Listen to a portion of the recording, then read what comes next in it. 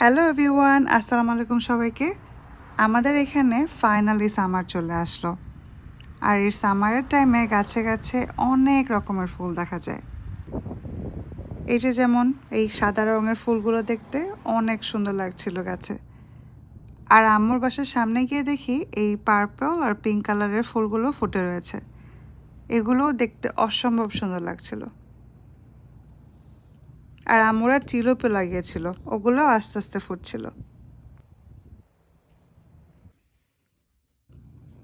আর আম্মুর বাসায় গিয়ে দেখি আম্মু আমাদের জন্য ভর্তা, শাক, চিকেন, তারপর খুদের বোয়া সব বানিয়ে রেখেছিল। আর খুদের বোয়ার ভর্তা হচ্ছে আমার ফেভারিট ডিশ।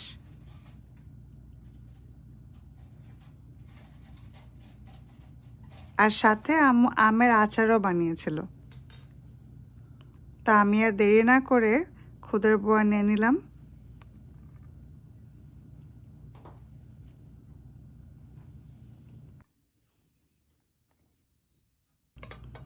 আম্মু ভর্তার মধ্যে বানিয়েছিল এই শুটকি ভর্তা, আর সাথে ছিল এই ডিম ভর্তা আর আলু ভর্তা।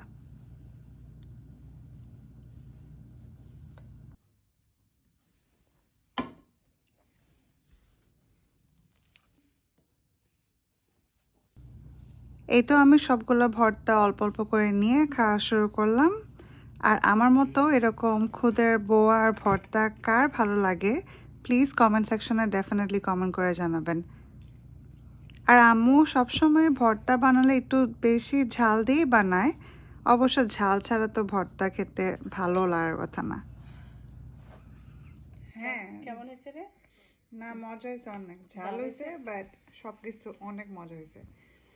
আমি প্রায় 3-4 প্লেট খেতে পারবো এটা নিয়ে। ইস, দেখা যাবে। দীপ, ঝাল হয়েছে বাবা? একটু ঝাল হয়েছে না?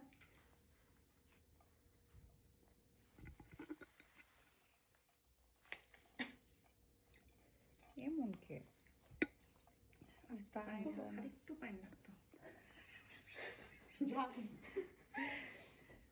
ঝাল তাও তো খাইতে ইচ্ছে করতেছে।